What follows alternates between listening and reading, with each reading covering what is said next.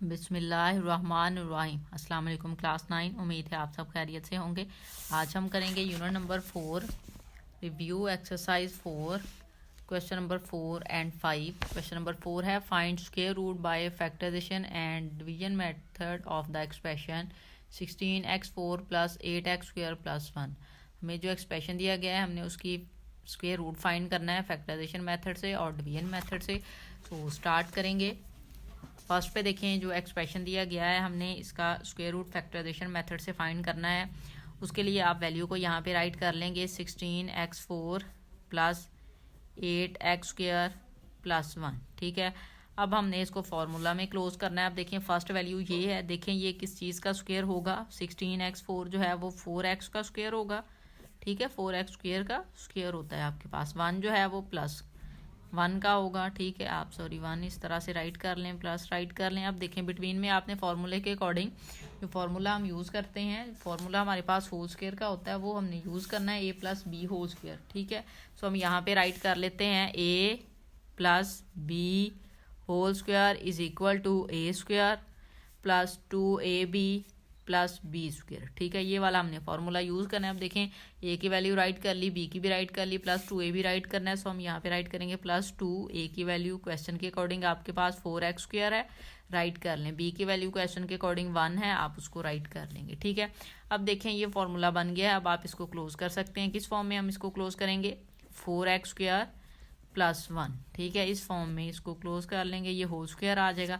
अब हमने क्या करना है, स्क्वायर रूट फाइंड करना है। यहाँ पे आप जो एक्सप्रेशन था उसको राइट कर लें 16x4 प्लस 8x² प्लस 1। अब हमने स्क्वायर रूट फाइंड करना है, सो हम यहाँ पे राइट करेंगे taking square root on both side. ठीक है, taking square root on both sides. ठीक है, दोनों साइड्स पे हम स्क्वायर रूट ले लेंगे। यहाँ पे वैल्यू है आपके पास 16x4 प्लस 8x² प्लस 1। ठीक है, आप यहाँ पे स्क्वायर रूट राइट करें इक्वल, ये वैल्यू है आपके पास 4x² प्लस 1 होल स्क्वायर। इस वैल्यू का आप यहाँ पे स्क्वायर रूट ले लेंगे। अब देखें ये स्क्वायर रूट के साथ कैंसिल, सो वैल्यू आपके पास आ जाएगी प्लस माइनस 4x² प्लस 1। ठीक है, सो ये आपके पास इस क्वेश्चन का आंसर आ गया। अब हमने इसको डिवीजन मेथड से सॉल्व करना है। उसके लिए यहाँ पे देखें वैल्यू जो है हम राइट कर लेते हैं। एक्सप्रेशन है हमारे पास 16x4 प्लस 8x² प्लस 1।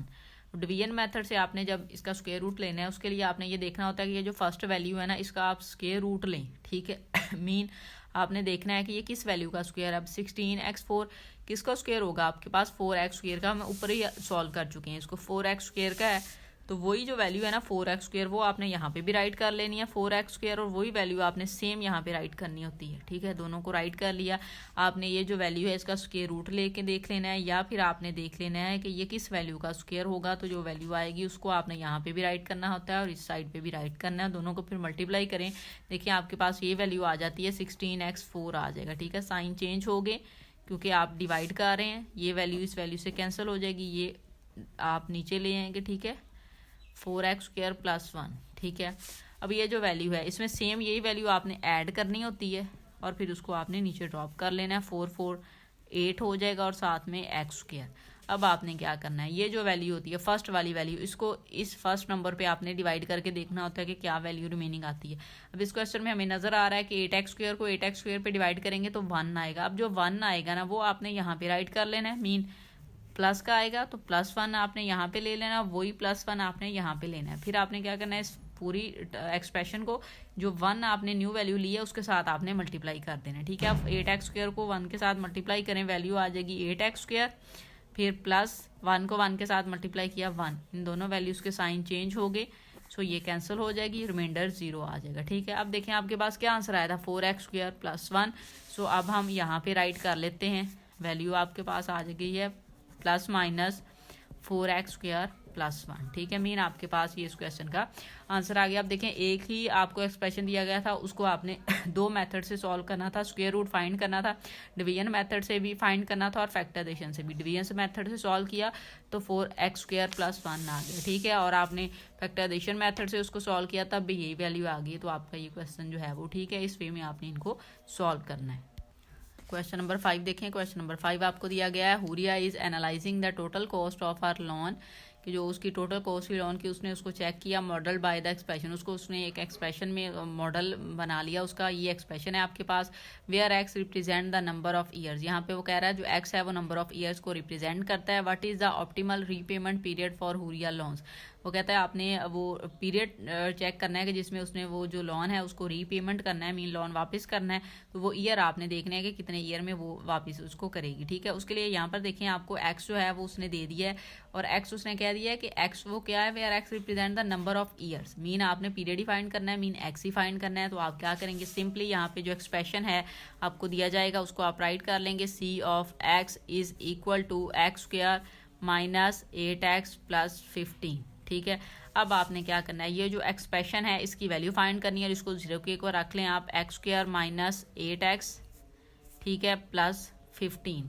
ठीक है, अभी हम इसको 0 के इक्वल नहीं रखेंगे, यहीं पे रखना है तो रख लें, लास्ट पे भी आप रख सकते हैं, इसको 0 के इक्वल हम रख लेते हैं इस तरह से। ठीक है, क्योंकि हमने x की वैल्यू फाइंड करनी है।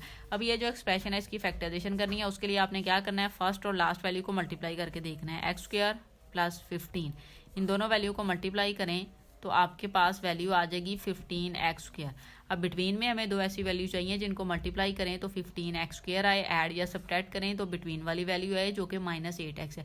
तो देखिए 15 किसके टेबल में आता है, 3 के टेबल में आएगा पहले, तो 3 को 5 टाइम मल्टीप्लाई करें आपके पास 15 आ जाएगा, 3 में 5 ऐड कर लें तो 8 भी आ जाता है। इट्स मीन हम जो दो फैक्टर लेंगे वो 3 और 5 लेंगे, यहाँ पे 3 राइट कर लें और यहाँ पे 5 राइट कर लें। अब इनके साथ वेरिएबल लगाना है, जो बिटवीन वाली वैल्यू के साथ वेरिएबल है वो इन दोनों के साथ लग जाएगा।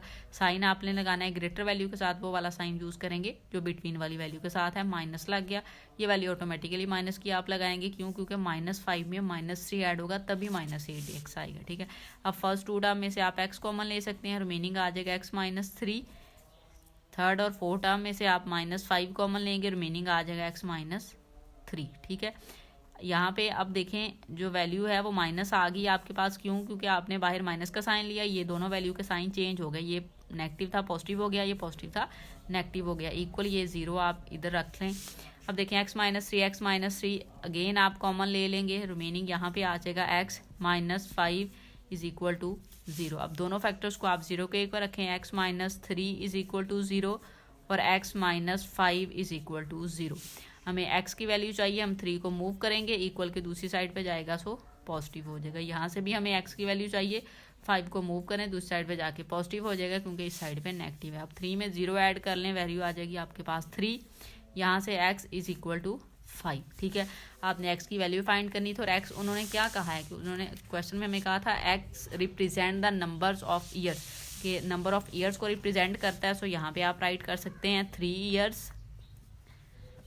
ईयर्स एंड 5 ईयर्स, क्योंकि x की एक वैल्यू आपके पास 3 आई है, सेकंड वैल्यू आपके पास 5 आई है, सो आप यहाँ पे राइट कर सकते हैं 3 ईयर्स एंड 5 ईयर्स।